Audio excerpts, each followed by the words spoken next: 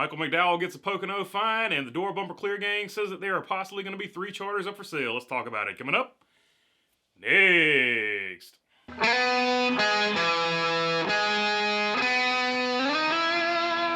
What is going on, everybody? All right, first things first, the 34 car of Michael McDowell gets the fine. It is an L2 penalty. It is essentially the same thing that the 11 car and the 18 car got. Now, I said last episode that they should get a level 3 penalty. That is before the information came out that it was just a clear piece of tape that was the modification. Since it is only a slight modification, they probably should have gotten an L2 penalty, but NASCAR has a rule that if you get caught in post-race, you get this fine, even though it's the exact same thing if you get caught at the R&D center. So to me, that is an inconsistency that NASCAR needs to address. Once again, this is a NASCAR rule problem. I'm not trying to come down hard on Toyota or Ford or whoever, because it's just a NASCAR inconsistent rule problem. There should be a consistent rule no matter where NASCAR catches it. If they catch you at the racetrack, it shouldn't matter than if they catch you post-race or in the R&D center. The rule should be the same across the board. So Denny Hamlin should have lost 100 points, yada yada, however you want to look at it. Same as Michael McDowell. And this is what the Ford camp is saying. The Ford camp feels like this entire season has been against them. And that's the point I wanted to make here. At the beginning of the season, 5 days before the Daytona 500 qualifying, Ford gets the nose change. Brad Keselowski gets the L2 penalty. He loses 100 points, basically puts him out of the playoffs without a win. Michael McDowell just got a similar penalty, 100 points.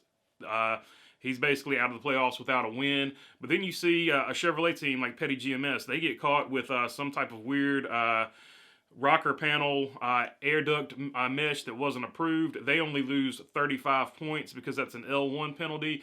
So NASCAR's rules I feel like they're written by lawyers just vaguely enough. And then, of course, Toyota, they only lose the race points, which would have been fewer than 100 points in this situation. So the Ford camp feels like the chips are stacked against them this season. Like they're getting biased and more stringent penalties than the Chevrolet and Toyota camp. And if you just look at it on paper, I would have to kind of say that they've got a really good case, that they feel like the chips are stacked against them. So I don't know what you do going forward other than NASCAR just needs to be consistent. And I really don't understand why you have a rule for if you get caught in post-race inspection, you get this penalty. But if you get caught pre-race or in the R&D center after the race, you get another penalty. To me, that doesn't make any sense.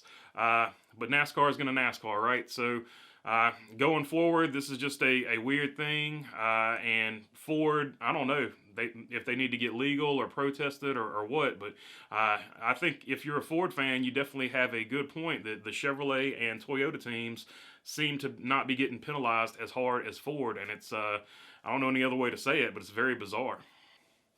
And finally, the Door Bumper Clear gang said that Dale Jr., Denny Hamlin, and Matt Collig are all looking to buy charters, which is not a surprise, but what was a surprise in that particular show is that they said there are 2 charters up for sale, possibly 3. Now, they did not elaborate what teams would possibly be selling their charters, but you have to imagine Rick Ware would have to be in that mix. You would have to imagine that Spire would be in that mix. So where these are going to come from, I don't know. But let's just look real quick at where they could come from. If they come from Spire, I've been saying this whole time that makes the most sense for Dale Jr. to buy into. They already have an affiliation with Hendrick. They could do the same thing, essentially, that 2311 is doing with Hendrick.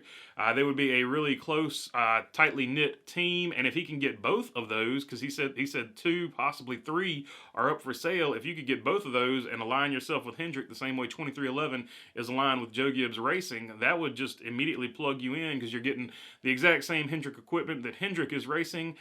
So I think that would be a good situation if Dale Jr. wanted to come in. So I look at that and think that that's a good situation for him. The other one I would think would be for sale would possibly be one of those Rick Ware charters. I think Rick Ware, if NASCAR goes by its own rules or whatever, which, I mean, who really knows? But supposedly if you keep finishing below the top 30, then you're going to have to sell one of those charters or whatever. So let's say the other one is Rick Ware, just for the sake of argument. Now, who would buy that one? They said Colleague would be interested because he's just a good businessman, so he would buy one just for the sake of buying it. And the other one that would be interested would be 2311. So if 2311 gets that charter, you possibly have Tyler Reddick, Kurt Busch, and Bubba Wallace over there. But if Kurt Busch still retires anyway in 2023, like a lot of people are speculating, the other kid you could put in that car would obviously be Ty Gibbs. Ty Gibbs just had a race with them over there in the 45 car, filling in for Kurt Busch, and he did a very solid job. Ran top 15 most of the day. Ended up with a top 16 finish, I think, due to the throwing out of the 11 and the 18. But he had a good solid day for his first run, and never even having a lap in that car. Didn't get to practice with it or anything, so he definitely did a good job with it. Noah Gragson also did a good job in his, so I think that'll also be a battle to watch in the future, but that's neither here nor there. But yeah, that was very interesting that these charters might be up for sale, and those teams might be buying them. All right, that is all I've got for you today. I'm off to Hickory. We are racing at Hickory this weekend, so the videos will be a little more sporadic than normal. We'll get back to normal next week. But all right, that's all I got for you. If you made it this far, feel free to subscribe down below. It helps out the channel a whole lot, and man, I really appreciate it, guys. And if you got a comment, question, leave it in the comment section. I'm trying to get to as many as I can this week, but I'm way behind. And other than that, thanks for your time. Peace.